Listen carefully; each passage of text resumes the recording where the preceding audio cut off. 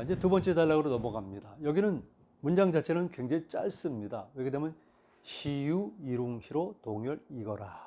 이게 나오는 겁니다. 이건 뭐냐면은 이때 일웅 일호가 있었는데 동열 이거 같은 동굴에서 같이 살고 있었다는 겁니다. 이 문장 때문에 많은 사람들이 오해를 합니다. 일웅 일호 한 곰과 한 호랑이. 그래서 흔히 말하는 곰 토테미즘이란 말이 여기서 나오는 겁니다. 그래서 우리 민족은 곰의 후손이다. 그렇지 않습니다. 제가 지난 강의에서 말씀드렸는데요. 단군 신화에 나오는 곰은 토테민과는 상관이 없습니다. 물론 초기에는 곰과 연관이 되죠. 이것은 이 전체와 연관이 될 수도 있는데요. 일웅일호였을 때 곰은 이렇습니다. 처음에 우리 민족의 근간이 형성될 때 흔히 말하는 한반도 북부지요. 그리고 남만주 일대에 살았던 사람들은 곰과 깊은 연관이 있었습니다. 그러니까 당연히 곰은 일종의 동물 숭배의 대상으로 삼아졌을 가능성이 크죠. 그들은 점차 밀려서 북쪽으로 올라갔습니다. 특히 동북 쪽으로 많이 올라갔는데요. 올라가면서 그들은 그 진앙과 이런 것들을 가져갔을 뿐만 아니라 습속을 가져갔을 뿐만 아니라 올라가면 올라갈수록 곰은 그들의 삶에 있어서 더욱 중요합니다. 왜? 거기는 일종의 곰 문화대라고 부를 정도로 곰이 굉장히 많고 곰과 연관된 문화 현상들이 많습니다. 당연히 곰 문화대라고 부르니까 곰과 연관된 신앙이 있고 그것은 곰 토테미즘에 해당하기 때문에 전형적인 곰 토테미즘의 현상들이 나타나는 겁니다. 그래서 고아시아계의 많은 종족들, 캄차카부터 시작해가지고 서쪽으로 서북쪽으로 계속 가면서 시베리아에 있는 모든 종족들, 그리고 뒤를 이어서 다시 재차 동북상한 알타이어계의 퉁구스계들도 역시 곰을 숭배하게 되는 거죠. 거기서는 곰은 신앙의 대상입니다. 그러나 이미 남만주 일대와 그리고 한반도 지역에서는 곰은 신앙의 대상은 안 되는 겁니다. 다만 이런 경우는 있어요. 흔히 말해서 신석기 시대가 발전하면서 농경문화가 시작되거든요. 농경민들은 굉장히 중요시 여기는 것이 곡식입니다. 곡식의 재생이거든요. 이를테면 가을이 돼가지고 추수가 끝났으면 모든 건 다 죽는 겁니다. 그런데 곡식은 죽는 게 아니죠. 이 씨앗은 죽지 않고 보관했다가 다음 해가 되면 다시 심고 거기서 싹이 트고 다시 곡식이 여는 거거든요. 그래서 이 농경인들은 어떤 신앙을 갖고 있느냐면 늘 재생이란 것을 염두에 두고 있습니다. 늘 새롭게 태어난다. 이런 겁니다. 그래서 이와 연관된 신앙을 가질 수밖에 없는데 가장 대표적인 것이 달입니다. 달은 여러분들이 잘 아시겠지만은 영원히 죽는 법이 없어요. 보름달이 차차차차 이지러지게 되면 반달이 되고 다시 금음이 되고 합삭이 되고 초생달이 되고 다시 상현달이 되고 보름이 됩니다. 끝없이 생멸을 거듭하는 것이 영원히 죽지 않는 것이 달이다 보니까 농경민들은 달을 특별하게 생각하고요. 달과 비슷한 성질을 가진 존재물들을 신령스럽게 대합니다. 그래서 신화학에서는 그들을 루나 애니멀이라고 부릅니다. 달 동물이라고 부르는데요. 즉 죽지 않는 동물들, 다시 말해서 동면 동물들을 신앙을 하는데 개구리라든가 금왕이죠. 군뱅이도 있고 그 다음에 다른 것도 있지만 곰도 마찬가지입니다. 곰이란 것은 동물 중에서는 유일하게 서서 움직일 수가 있고 자유동안이지만 한편으로서는 그것은 동면동물이기 때문에 인간으로 봐서는 굉장히 신비롭게 생각해서 흔히 말하는 곰신앙이 야수적인 관점에서의 신앙이 아니라 이제는 농경과 연관된 신앙의 상징으로 바뀌어지게 된 겁니다. 그런 의미에서 곰은 당연히 우리 문화와 연관이 있을 수가 있죠. 이게 바로 곰에 관한 겁니다. 그런데 지금 환웅으로 대표되는 집단이 들어올 때쯤 되면은 이들에 의해서 다시 세계가 변혁이 된다면은 세계관이 변한다면 이제는 또 달라지게 되는 것이죠.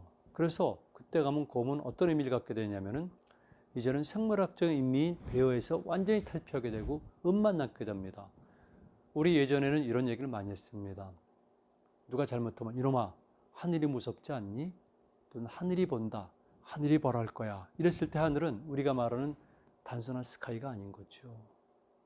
우리에게서는 신앙적 존재로서의 하늘이거든요. 언어가 가진 측면이 그렇습니다. 그러니까 곰이란 것은 생물학적인 곰을 가리키는 용어였었는데 그것이 신이었다 보니까 이제 곰은 사라졌지만 음은 그대로 남는 겁니다. 그래서 곰이란 것은 신을 의미하는 어가 됐고 무당을 의미하는 언어가 된 겁니다. 그래서 알타어에서는 곰기 언어가 있습니다. 감, 검, 금, 고마, 개마 이런 것들은 바로 알타어에서 감기 언어라고 그러는데 뜻은 뭡니까? 신을 뜻해요. 또는 무당을 뜻합니다. 그래서 이런 것들이 우리 문화권 속에서는 굉장히 많이 남아 있어요. 다만 우리가 그걸 잊어버린 거죠. 지금 제가 있는 곳이 어딘 줄 아십니까? 경기도 김포시거든요. 이 김포시는 원래 김포시, 김포가 아니라 금포였습니다.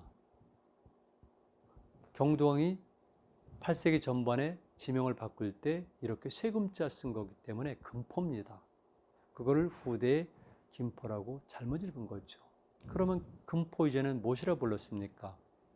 삼국사기 지리제에 따르면 고구려의 검포, 대동지지에 따르면 백제의 검포, 그러니까 검포입니다. 그래서 이 김포시 주변에 인천과 사이에 있는 것이 검단이고요. 감바위도 있고 많습니다. 이런 감견어가 있습니다. 백두산도 당연히 백두산보다 먼저 등장한 이름이 뭡니까?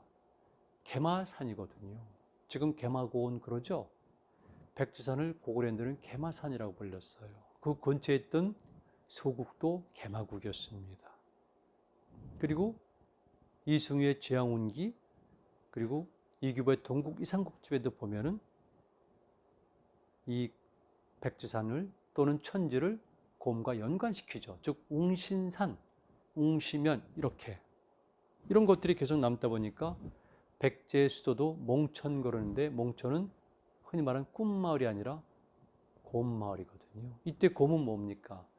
신의 도읍지란 뜻이에요. 수도죠. 그래서 지금도 그 주변 지역에 가면 검단산이 있고 검암산이 있고 등등의 용어가 있는 겁니다. 그리고 백제가 남쪽으로 천도했을 때 수도가 뭡니까? 웅진성이죠.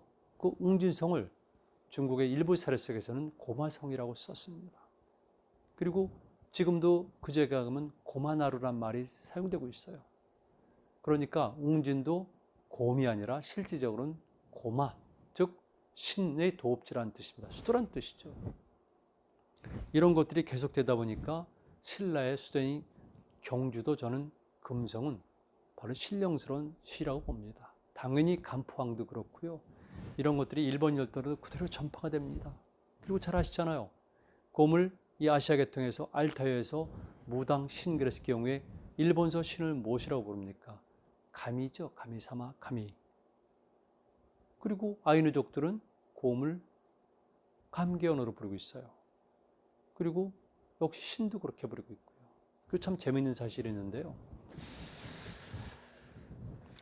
일본에서는요. 고대부터 지금까지도 마찬가지인데 백제는 구다라라고 부릅니다.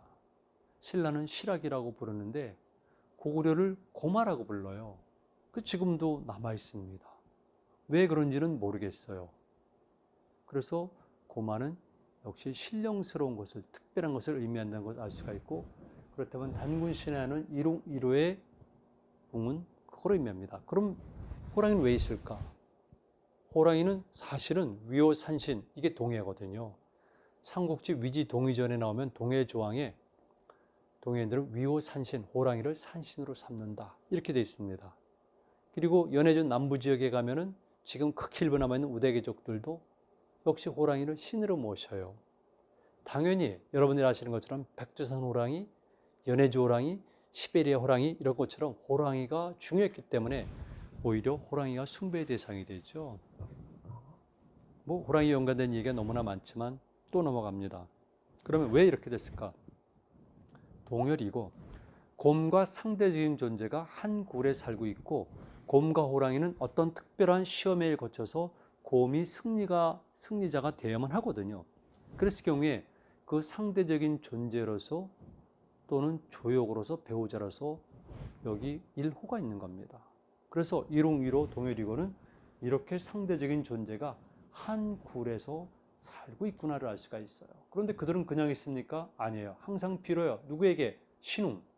웅이 뭡니까? 환웅이죠. 그런데 환웅은 환웅에서 천왕을 거쳐가지고 지금 신웅으로 바뀌어져요. 신웅에게 빕니다. 원하위인, 우리 인간이 되게 해주십시오. 이렇게 비는 겁니다.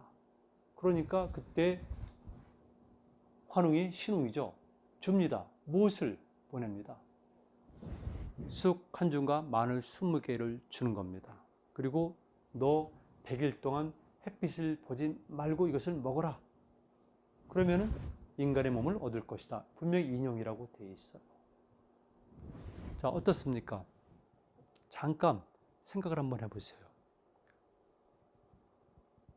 환웅이 이들에게 준 것은 무엇일까? 쑥 한 줌과 마늘 20개. 그럼 숫자는 뭡니까? 1 플러스 20이 되는 거죠. 뭔가 이상하지 않습니까? 더하면 21이 되는데 조금 기다려보세요. 그 다음에 불견 일광 100일, 햇빛을 100일 동안 보지 말아라 합니다. 왜? 햇빛으로 보면 안 되거든요. 특별한 상황으로 이주를 해야 되는 겁니다. 일반적인 상황에서는 질적인 변신이 일어나질 않습니다. 마르크스 얘기했지만 질적 변화가 일어나지 않습니다. 특별한 상황에서만 가능합니다. 그러니까 햇빛이 없는 어둠 상태로 들어가는 것이고요. 그래서 지금도 마찬가지지만 특히 전근대, 먼 고대는 반드시 이상한 일들은 어두운 곳에서 발생하는 것이고 무당이라든가 또는 죄관이라든가 신관들은 어둠 속에 들어가서 뭔가 기도를 하는 겁니다. 특별한 상황 속에서. 당연한 거죠. 청소년들이 소년, 소녀가 어른이 되는 의식에도 똑같습니다. 이렇게 햇빛에 들어가서 햇빛을 보지 말아야 되는데 하필이면 100일을 보지 말라고 그럽니다. 100일. 왜 100일을 보지 말라고 그랬을까? 99일도 아니고 조금 이따 나옵니다. 햇빛을 100일 동안 보지 말아라. 먹으면서. 그래서 웅과 호랑이는 이걸 먹기 시작합니다. 그런데 37일이 지나서 37일 동안 피했는데 웅은 여신을 얻고 호랑이 능히 얻지 못해서 결국 피하지 못해서 인간의 몸을 얻지 못하게 됩니다. 여기서 승패가 갈라지게 되는 거죠.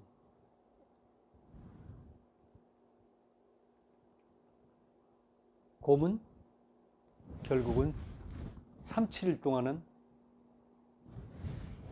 참아서 먹어서 인간의 몸을 얻게 되는 겁니다. 여자의 몸을 얻게 되는 겁니다. 여기서 37이라는 숫자가 나오죠. 37은 21일이죠. 그러니까 조금 전에 말했던 쑥 한 줌과 마늘 20개를 더하면 37은 21일이 되고요. 분명히 100일간 먹지 말라고 그랬었는데 21일 만에 모든 시험이 끝났잖아요. 그렇다면 어떻습니까? 100이라는 숫자와 21이라는 숫자는 다양한 동등한 가치를 가지고 있는 거죠. 동등한 가치. 그렇다면 여기서 뭔가 추론해 볼 수가 있죠. 자, 조금 더 재밌는 얘기를 해보겠습니다. 제가 학생들에게 가끔 이야기를 하죠. 너희들이 고향이 어디냐? 물어보면 서울입니다. 부산입니다. 포항입니다. 이렇게 얘기하는데요. 제가 얘기하죠. 너희들의 고향은 산부인까지 이렇게 얘기를 합니다. 제 말이 맞죠? 예전에는 그렇지 않았어요. 옛날에는 아이들이 나는 곳은 바로 자기 집이었습니다. 아니면은 외할머니 집이라든가. 이게 중요하죠. 그 다음에 그들이 처음 마주친 것은 무엇입니까? 신 또는 무당인 산파고요. 그리고 할머니나 외할머니였습니다. 이게 얼마나 중요합니까? 첫 경험이 얼마나 중요합니까? 잘 아시잖아요. 조리 연구에서도 밝혀졌지만. 그 다음에 어떻게 됩니까? 아이와 산모를 보호하기 위해서 문 밖에다가 새끼줄을 매답니다. 그 새끼줄은 왼쪽으로 꼰 특별한 새끼줄이고요. 그리고 그 새끼줄 가운데는 청설가지, 숯, 그리고 산에 끼운 고추를 거기다 끼워 놓는 겁니다. 며칠간?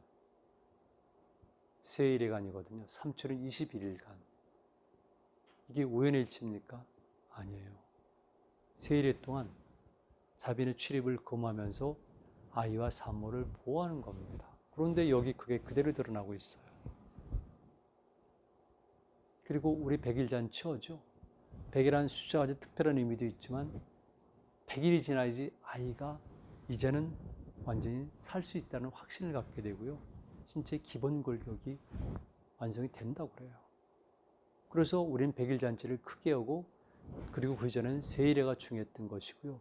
이런 것들이 여기 그대로 구현이 되고 있습니다. 그러니까 이 신화는 단순한 것이 아니라 우리 민속을 반영한 건데요. 한 가지만 더 예를 들어드릴게요. 제가 처음에 말씀드렸죠. 흔히 말하는 삼공유사, 이련이 쓴 삼공유사의 단군신화 부분은 고구려의 건국신화와 구조적으로 일치한다. 일치합니다. 여러 가지 면에서 일치합니다. 그 중에서 일치하는 것, 그 중에 하나는 뭡니까?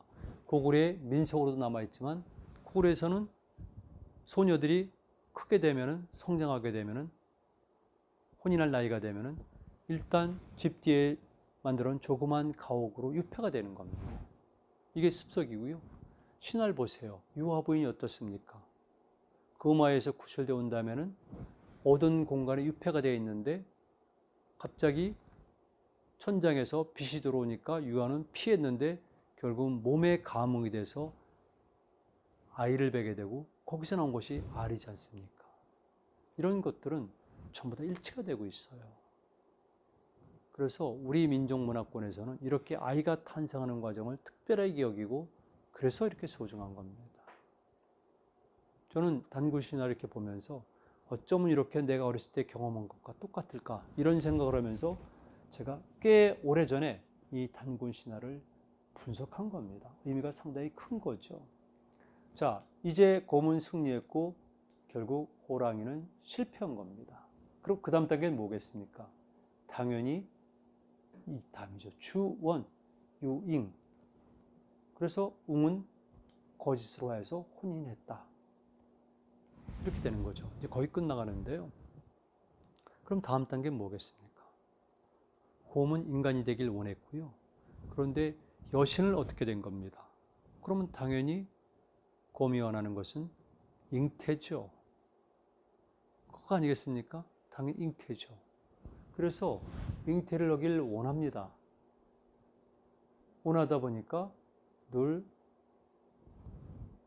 웅녀는 나무 밑에 가서 단수 밑에 가서 비는 겁니다.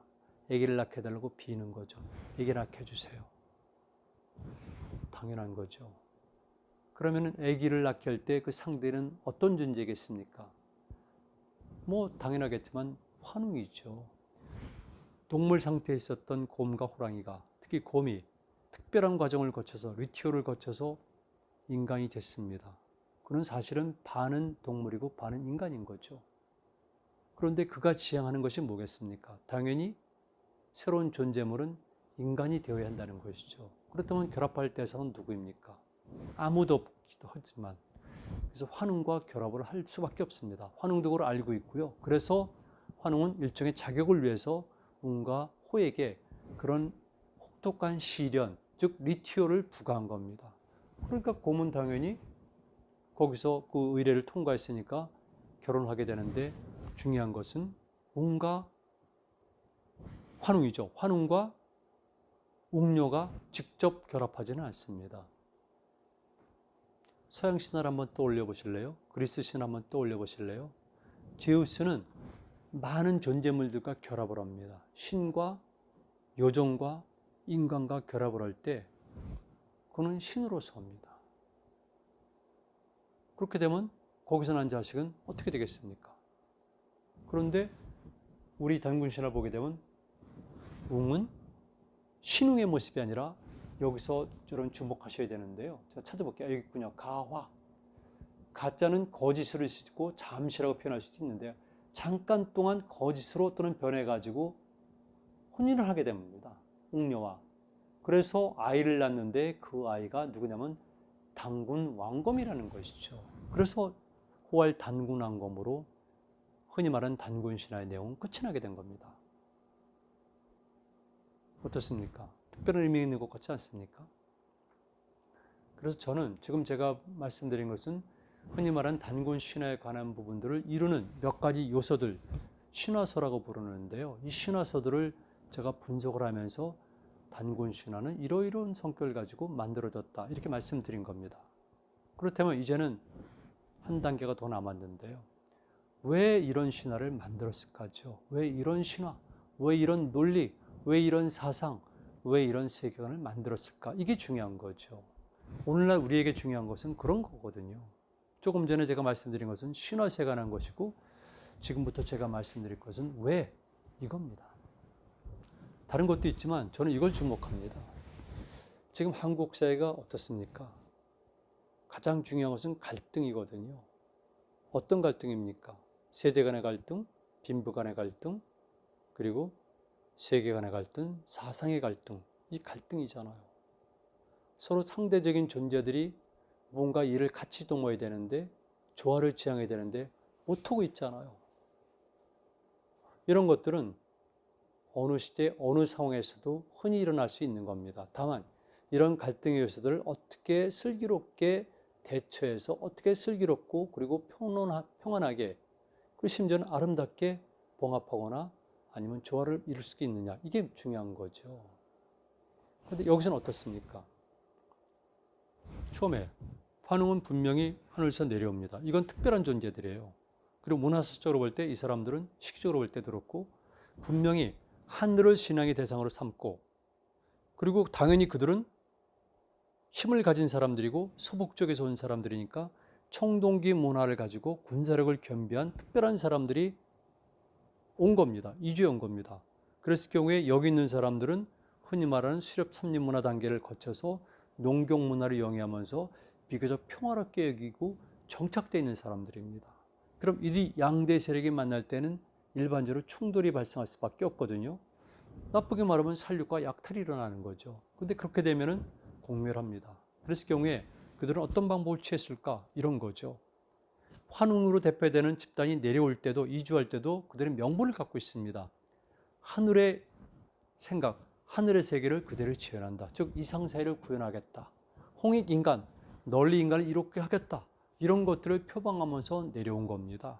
그렇다면 그런 단순한 약탈자, 정복자가 아닌 거죠. 그 다음에 여기 있었던 기존의 세력들이 있습니다. 곰, 호랑이로 상징되는 집단이 있는 거죠. 그들은 당연히 저항을 할 수가 있습니다.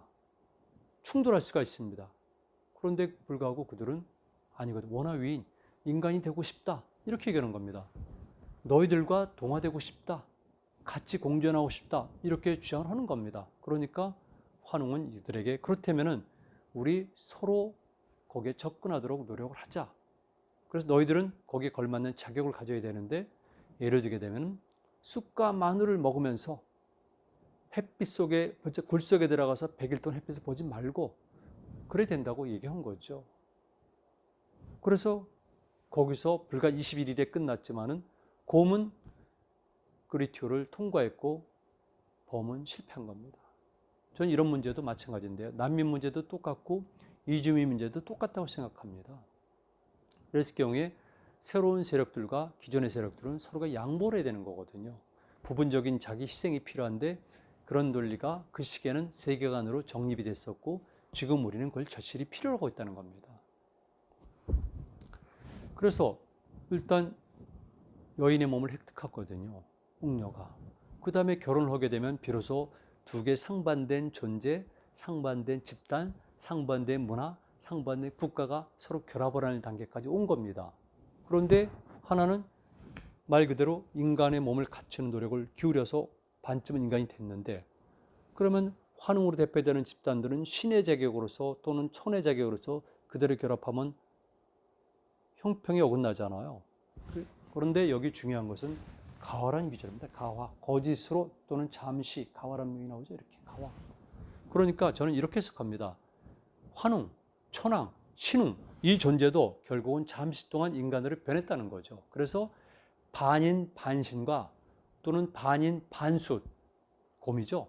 이들과의 결합해서 탄생된 존재가 단군 왕검이니까 이는 인간주 교서가 더 훨씬 많은 새로운 존재의 탄생을 의미하는 것이고, 단군 왕검이 다스리는 조선이란 나라 또는 조선이란 문화는 바로 이렇다는 것이죠. 이게 중요하다는 겁니다. 그래서 여기서 하는 논리는 무엇입니까? 즉 정과 반이 부딪혀가지고 모순이 축적돼가지고 어떤 특정한 계기를 만났을 때, 또는 투쟁에 의해서 또는 계급 투쟁에서 팍 점프해가지고 새로운 사회가 만들어지는 것이 아니라, 여기서는 서로가 상대방을 존중하면서 충분히 자기 희생을 일부 하면서 중간 단계를 몇 단계 거치고 예비 상황을 만들어가면서 궁극적으로 무리 없이 하나가 되는 것이 바로 이 단군 신화에서 표방한 논리라는 겁니다. 이게 조선의 건국이고, 이론에 의해서 쓰여질 때까지 우리 민족이 가지고 왔던 사상이고 세계관이라는 겁니다. 이게 중요한 거죠. 그렇다면 이런 것들을 글자로 표현하면, 숫자로 표현하면 무엇이 될까요? 3이란 숫자잖아요. 1과 2의 대립을 지향한 3이라는 숫자, 가장 안정된 숫자, 모든 것이 생하는 숫자인 3인 거죠. 그래서 우리는 단군 신화도 3의 구조로 되어 있다 보니까 3이라는 숫자가 많이 나오고, 전체 문장도 그렇고 구조도 3의 구조로 되어 있는 것이고, 이를 계승한 고구려 건국 신화도 똑같이 되어 있는 겁니다. 그래서 제가 언젠가 3에 대해서 구체적으로 말씀드리겠지만 3과 연관된 것이 너무나 많이 있고요. 고구려가 전성기 때 3족으로 집역에 추구한 이유도 저는 그렇게 보고 있습니다. 그리고 흔히 말하는 장군청이 철저하게 3 구조로 되어 있다는 것도 물론 제 해석이지만, 제 분석이지만 저는 그거라고 봅니다. 그리고 지금까지도, 지금 여러분들은 잘 모르겠지만 적어도 우리 세대까지는 3이라는 숫자를 매우 소중히 여기고 늘 3이라는 숫자 속에서 살아왔다는 것이죠. 이런 의미에서 단군 신화는 오늘날 다양한 의미와 함께 이런 의미가, 이런 소중함을 간직하고 있습니다. 갈등과 투쟁을 무화시키고 조화 합의를 지향하는 세계, 이것이 우리 민족이 꿈꿨던 세계이고, 그리고 실현한 적이 많았지만 지금은 정반대가 됐기 때문에 지금 이 시대에 단군 신화는 더 가치를 바라게 되는 것이고, 우리는 절실하게 필요로 하는 겁니다. 단군 신화를 단순한 이야기로 또는 토테미즘으로, 단순한 옛날 이야기로 치부한 것은 한마디로 무식한 것이고요. 우리 문화에는 자긍심이 없어서입니다. 이미 이론에서 오래전에 만들어졌던 이런 것들을 시대마다, 특히 현대 와서는 현대적인 용어와 현대적인 언어와 현대적인 로직으로, 그리고 현대적인 사상체계로서 재구성하는 것이 우리의 의무지, 그런 것 없이 이때의 기록을 가지고 이것이 논리성을 결여해 있거나 비약이 심하다거나 심지어는 토템이라고 치부하는 것은 잘못된 것이죠. 우리 지식인들은 이런 면에서 반성할 필요가 있습니다. 내일 10월 3일 개천절, 하늘이 다시 열린 날입니다.